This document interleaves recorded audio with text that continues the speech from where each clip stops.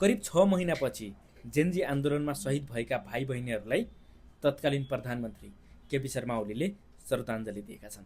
केपी शर्मा ओली अब चुनाव हार्ने डरले यतिसम्म आँतेका छन् कि अहिले कमेन्टमा सबैलाई रिप्लाई दिइरहेका छन्।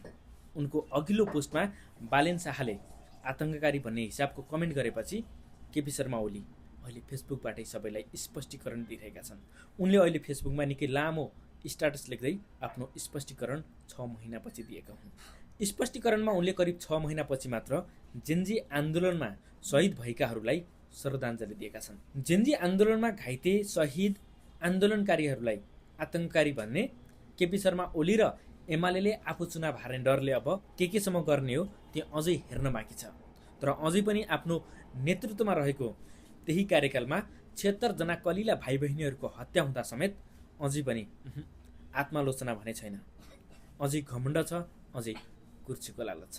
ओलीले भदौ 23 गते बानेश्वरमा भएको हिंसात्मक घटनामा आफूले गोली चलाउन कुनै आदेश नदिएको स्पष्ट पारेका छन्। केही पक्षले राजनीतिक स्वार्थका लागि गलत प्रचार गरिरहेको भन्दै उनले सो आरोपलाई पूर्ण रूपमा निराधार र भ्रमपूर्ण बताएका छन्। उनका अनुसार माइती घरमा भएको जेनजी युवाहरूको प्रदर्शन सुरुमा शान्तिपूर्ण रहे पनि पछि बाहिरी घुसपैठका कारण स्थिति तनावपूर्ण बनेको थियो। प्रदर्शनकारीहरूलाई केही समूहले योजनाबद्ध रूपमा निषेधित क्षेत्रलाई डोर्याएर सुरक्षाकर्मीमाथि भौतिक आक्रमण गर्न र विस्फोटक पदार्थको प्रयोग गर्न भनेपछि त्यो घटना भएको उनले बताएका छन्। पछि कानुन बमोजिम प्रतिकार भएको उनको दाबी छ। उनले अगाडि आफूलाई चोख्याउँदै भने प्रहरीलाई गोली चलाउन आदेश दिने प्रधानमन्त्रीलाई संवैधानिक अधिकार नभएको समेत बताएका छन्। के भन्नुहुन्छ यसबारे?